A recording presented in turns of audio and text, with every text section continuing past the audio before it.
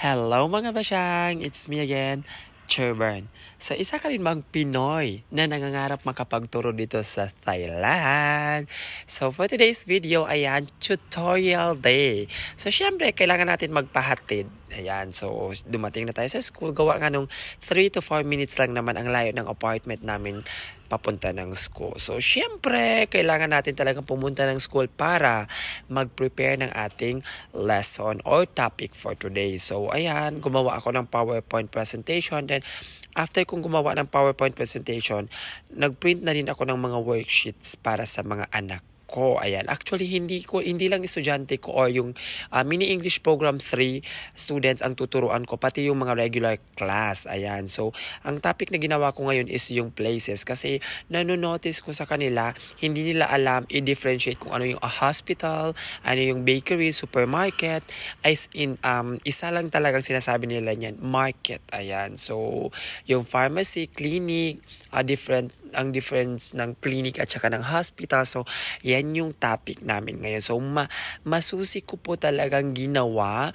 And then yung mga definition, ni-rephrase ko siya into a very basic, definition and very common words para madali nilang ma-analyze. So, after yan, syempre, hindi kami allowed magkaroon ng tutorial class dahil nga wala ng connection yung school namin doon. Ang nag-uusap na lang is yung parents at saka yung teacher about sa sweldo. So, walang pakialam ang school niyan. So, nasa likod yung building na yan. So, ayan, dito kami nagtuturo and then umakyat na ako kasi nga nasa second floor pa po yung klase. Ayan, parating na ako. And then pagdating ko, yan, syempre tanggal tayo ng shoes kasi nga nasa culture ng Thailand yan, naiiwan talaga yung shoes. Hindi siya pwede ipasok sa classroom or sa sahig kasi nga dyan sila nakaupo. So that was the reason kung bakit iniiwan yung shoes. And minsan dyan din sila kumakain sa sahig, minsan humihiga sila dyan, like walang arte yan na kay anak man yan ng mga police or anak man yan ng doctor, dentist o anumang profession, hindi yan maarte kasi nga pantay-pantay dito sa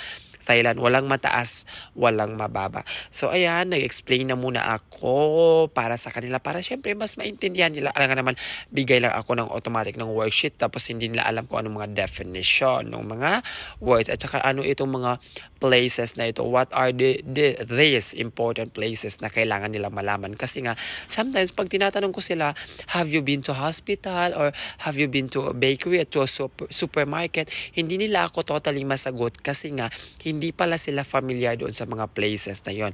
So, ayan, pagkatapos ko nito mag-discuss, nagbigay din ako sa kanila ng translation. Ayan, biglang sumigaw itong Yaymay ko. Super ang lambing ng batang ito, MEP3 ko na ang talino. And then, masyadong curious itong matanong masyado.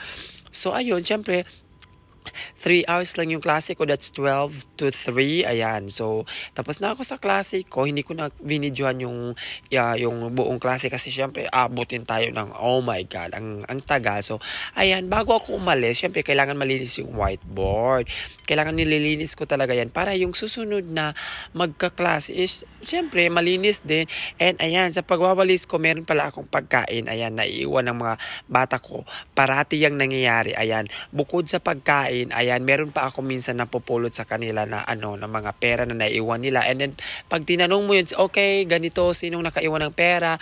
Walang sasagot dyan. As in, ewan ko ba, siguro dahil ka sa, ang laki ng allowance nila, hamakin mo 200 baht or, what do you call this, 150 baht. So, nasa mga around, 300 plus or more than in just 3 hours. Ayan, sabi ko sa inyo, di ba? Ayan, nakakita ko ng 15 baht. So, pwede na ako makabili ng chayen. Ayan. Oo, chayen. Yan yung milk tea, yung famous inumin dito sa Thailand, which is favorite ko. Dati hindi ko siya gusto, pero nung natikman ko siya, ay, totoo nga. Kaya pala adik si Miss Small Laudy dito at saka si Miss Jen Barangan. Ayan, kasi nga gustong-gusto nila ito kasi nga talaga masarap naman talaga siya. Oh my God. Ayan, so ayan, tapos ko niyan, syempre, aside sa pagwawalis, hindi naman pwede pong iwan ko yung classroom na hindi nakapatay lahat ng mga ilaw and yung mga basura nila. Take note ha, 3 hours lang kami nagklase. So, tignan nyo ang mga basura ng mga anak ko, like yung tinututuran ko dahil super ang dami kasi while nga nagkaklase kami, kain sila ng kain, ganito ganun. Alam mo, siguro kung sa Pilipinas ito magagalit ang mga magulang. Gawa nga nung ako nga dati Friday, Saturday, tas pag may balik kami pagka Saturday. I mean Monday to Friday pag may balik kami pagka Saturday, magrereklamo pa yung mama ko. At sabi niya, ay hindi na kayo napagod. Ano ba yung school ninyo? Bakit babalik pa ng Saturday? Dito, magkaklase ng 7 to 4 ng hapon. And then afternoon, meron silang tutorial na 4 to 5. And then Saturday, Sunday, meron silang klase. Ay, Diyos ko, super ang dami. Ayan, so pauwi na ako dahil nga tapos na yung klase ko. And ayan, nagkapera na naman tayo. Bye-bye!